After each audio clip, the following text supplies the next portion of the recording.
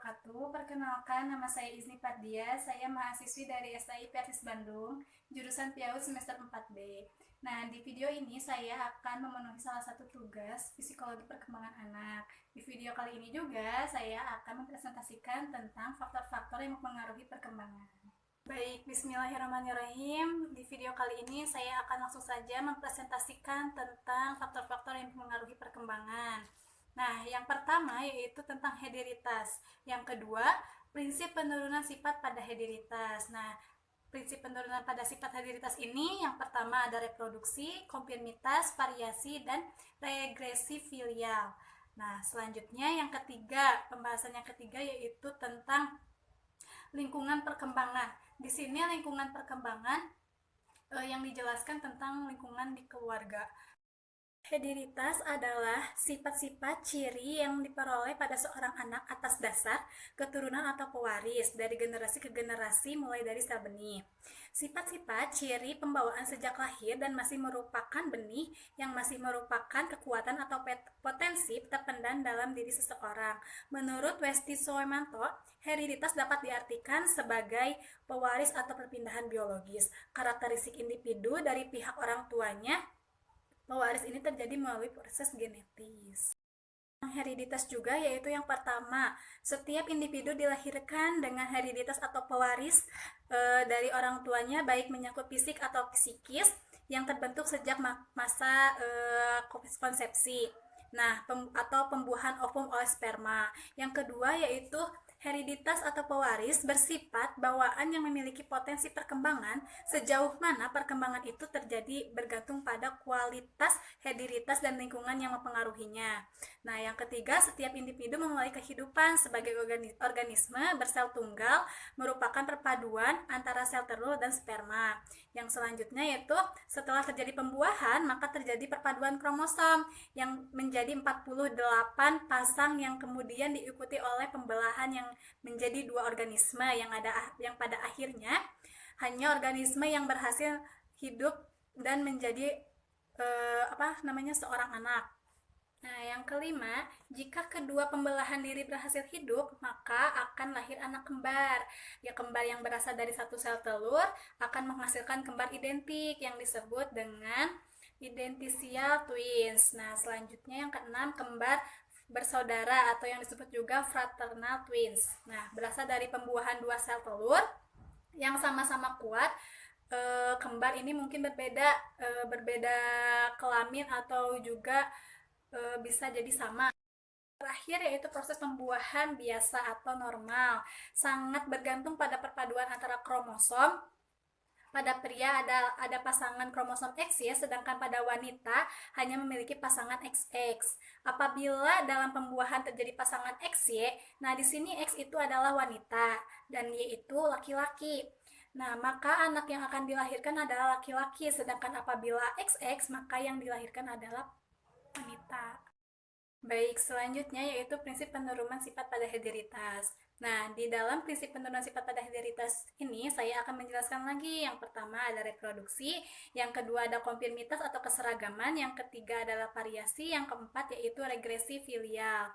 Nah, di sini reproduksi yang disebut dengan reproduksi dalam prinsip penurunan sifat pada hereditas ini yaitu penurunan sifat-sifatnya yang hanya langsung melalui sel benih.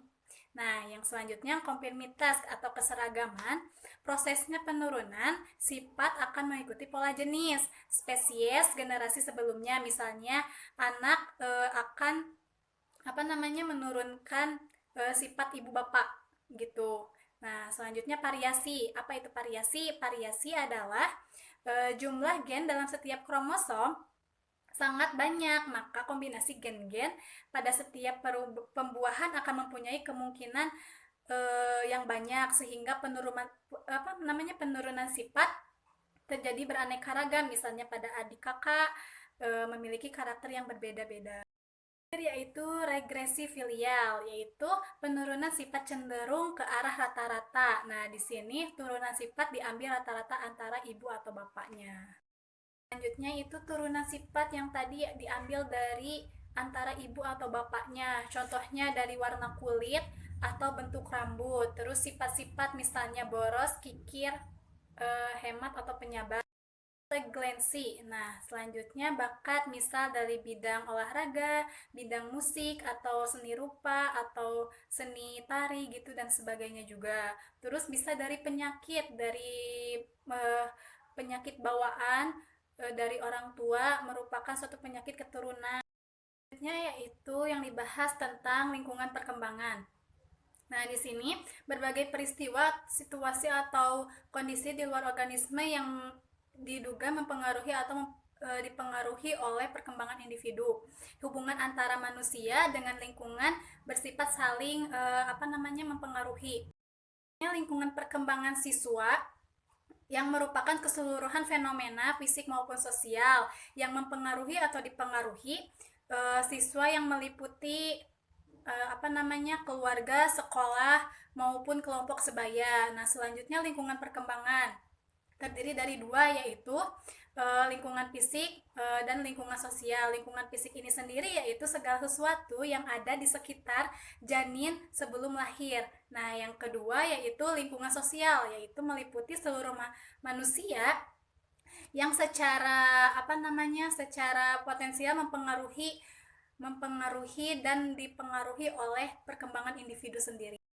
Selanjutnya yaitu tentang lingkungan perkembangan.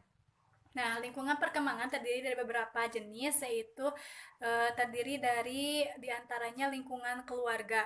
Nah, menurut Dadang Hawari, perubahan terjadi akibat adanya penggeseran pola hidup semula bercorak dari sosial religius ke pola individual material dan sekuler. Nah, dalam keluarga modern terjadi perubahan cara mendidik anak remaja. Menurut Dadang Hawari juga, perubahan sosial budaya saat ini menyebabkan perubahan dalam semua aspek kehidupan masyarakat, termasuk keluarga yang merupakan konsekuensi globalisasi, modernisasi atau industrialisasi dan iptek. Di sini juga dalam arti luas keluarga meliputi semua pihak yang ada berhubungan dengan darah, keturunan atau marga. Dalam arti sempit adalah orang tua dan anak.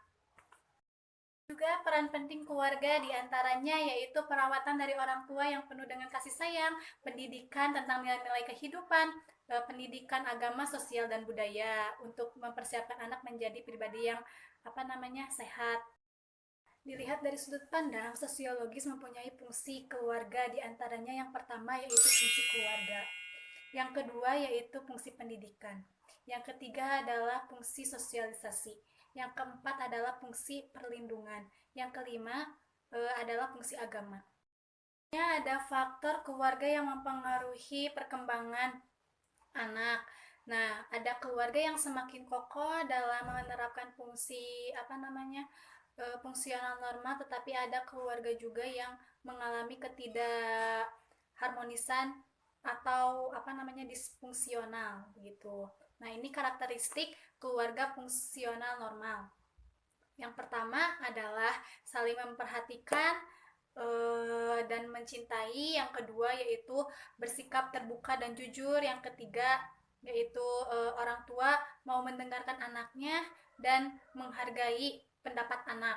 Terus yang keempat yaitu sharing masalah di antara keluarganya, baik anak maupun ibu, bapak atau siapanya gitu.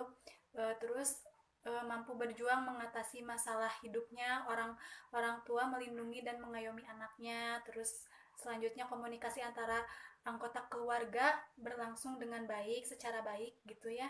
Terus keluarga memenuhi kebutuhan sosial, psikososial dan mewariskan nilai-nilai budaya. Nah, di sini juga dalam faktor-faktor keluarga yang mempengaruhi perkembangan anak juga ada ciri-ciri keluarga yang mengalami disfungsional, yaitu diantaranya yang pertama kematian salah satu atau kedua orang tuanya. Terus yang kedua kedua orang tua berpisah atau cerai. Yang ketiga yaitu hubungan kedua orang tua tidak baik. Terus yang selanjutnya yaitu hubungan orang tua dengan anak juga tidak baik. Yang selanjutnya suasana rumah tangga yang tegang dan tanpa tanpa kehangatan. Terus orang tua sibuk dan jarang ada waktu di rumah, dan apalagi jarang ada waktu untuk anaknya sendiri. Terus salah satu kedua orang tua memiliki kelainan kepribadian atau gangguan jiwa. Dimana keluarga disfungsional juga memberikan dampak kurang baik bagi perkembangan anak itu sendiri. Di antaranya adalah yang pertama berperilaku nakal, yang kedua depresi, yang ketiga yaitu melakukan hubungan seksual secara aktif, dan yang selanjutnya kecenderungan terhadap obat-obatan terlarang. Nah, di sini juga menurut Kove ada 7 budaya keluarga yang indah. Yang pertama yaitu be proaktif, yaitu yang menjadi agen pembaruan dalam keluarga.